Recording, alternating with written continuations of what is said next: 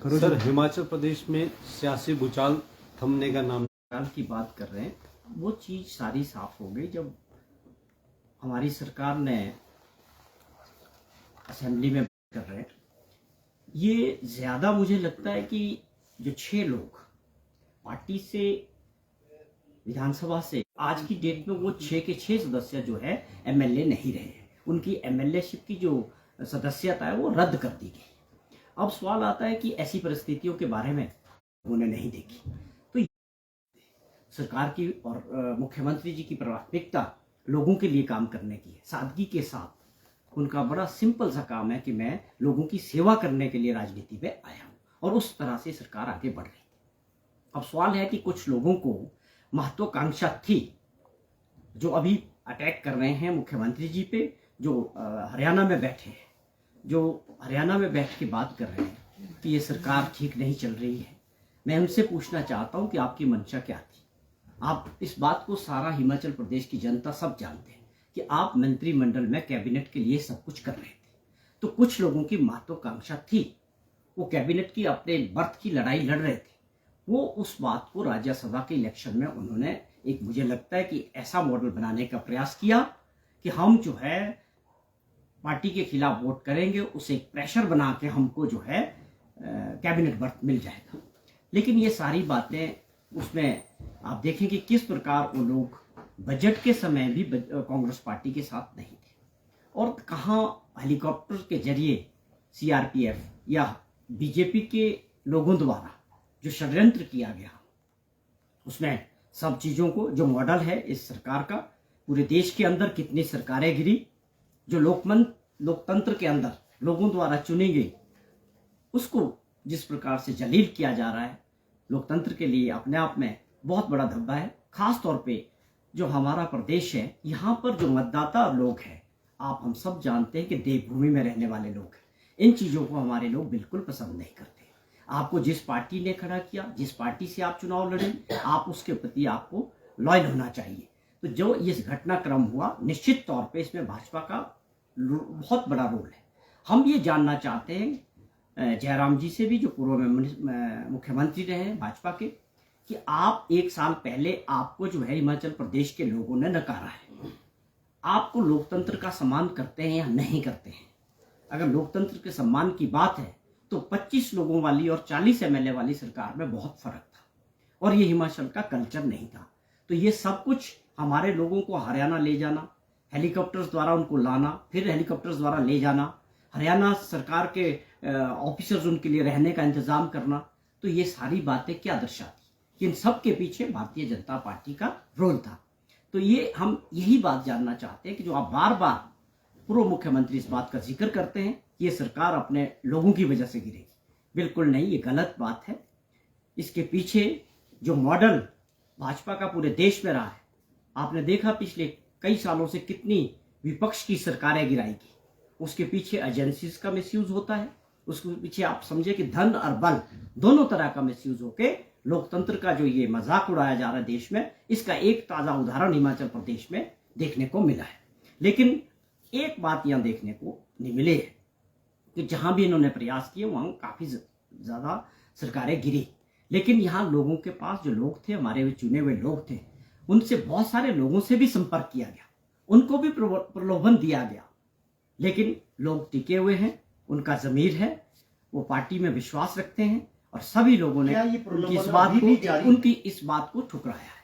तो ये जो मॉडल ये पूरे देश में अप्लाई करना चाह रहे थे, वो मॉडल उन्होंने हिमाचल प्रदेश में भी किया, लेकिन वो मॉडल इनका आगे नहीं बढ़ा। हमारी सरकार सरवाइव की है, उसके बावजूद हमने बहुमत साबित किया है, और आज 34 के 34 लोग माननीय मुख्यमंत्री जी के पीछे और एकजुट होकर खड़े हैं, और सरकार हमारी मजबूती से चले। दिए जा रहे हैं कि टैक्स पॉलिसी, जिस तरह से आपने भी कहा कि कहीं ना कहीं प्रेशर पॉलिटिक्स जो है वो प्रदेश में बनाने का प्रयास किया गया। विक्रमादित्य सिंह दिल्ली गए, दिल्ली में ये सूत्रों के हवाले से खबर आ रही है कि नए पार्टी का गठन करने की भी बात की जा रही है। तो क्या लग रहा है ये पूरा समीकरण जो है वो कहीं ना कहीं प्रेशर पॉलिटिक्स बनाने की कोशिश?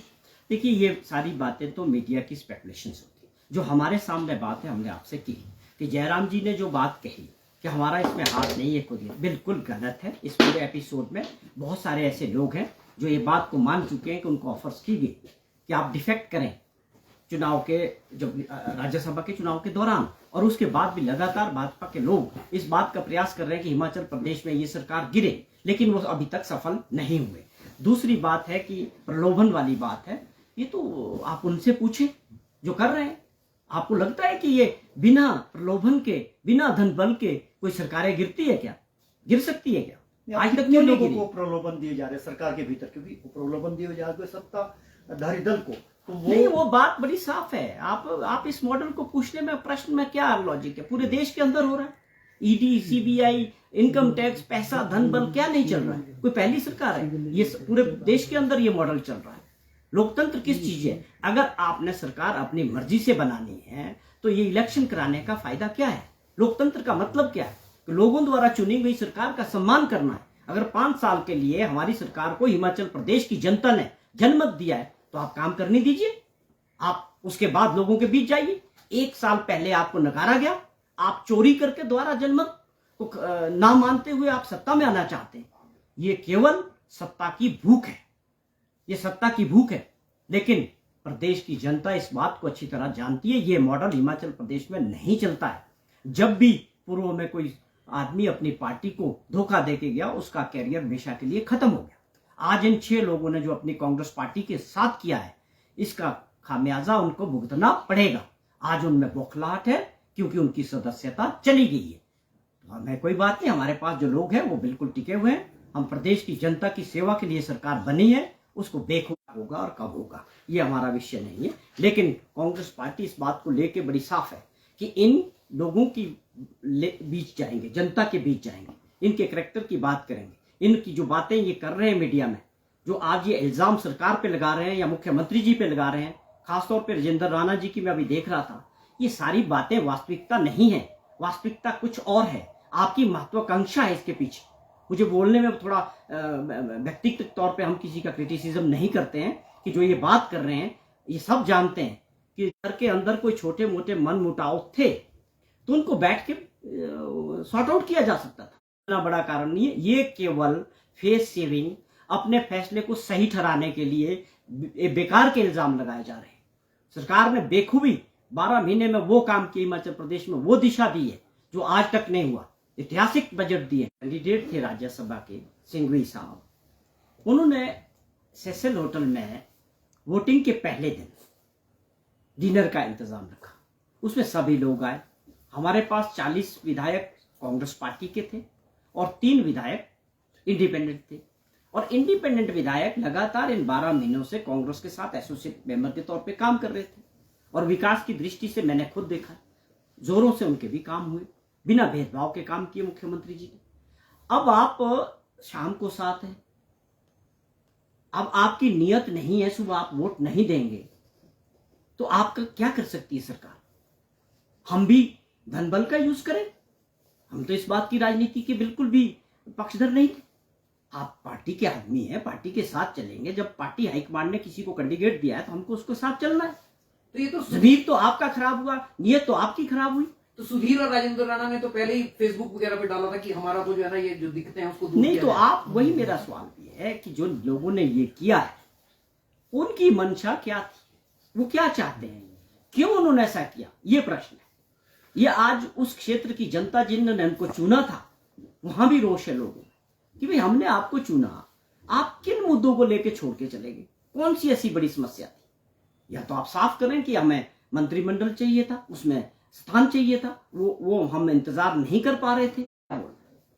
तो बिल्कुल साफ दिखता है कि जो लोग जो ये हैं, मंत्री है वो भी नरेश जी, जो ये बागी नेता हैं, उनमें से जो है बागी नेता राजेंद्र राणा अब खुलकर सामने आ गए हैं और मीडिया में हाल ही में उनका बयान आया है। पार्टी में होती है और उस पर अमल होता है।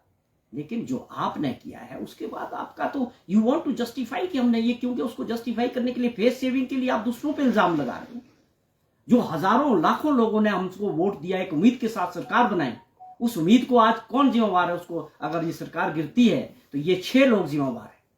लोगों का मैंडेट था, लोग बदलाव किए थे बड़ी उम्मीद के साथ। ये पूरी तरह से जो है मतदाताओं के साथ धोखा है। राणा जी कह रहे हैं कि अभी भी कुछ और विधायक सरकार में जो हैं वो संपर्क में होंगे। देखिए राणा जी क्या कहेंगे, राणा जी तो विधायक ही नहीं रहे। आपको पहले समझना पड़ेगा। उनकी बातों में आके कुछ लोगों ने अपना कैरियर खराब कर दिया। उसके हीरो तो शायद यही होंगे।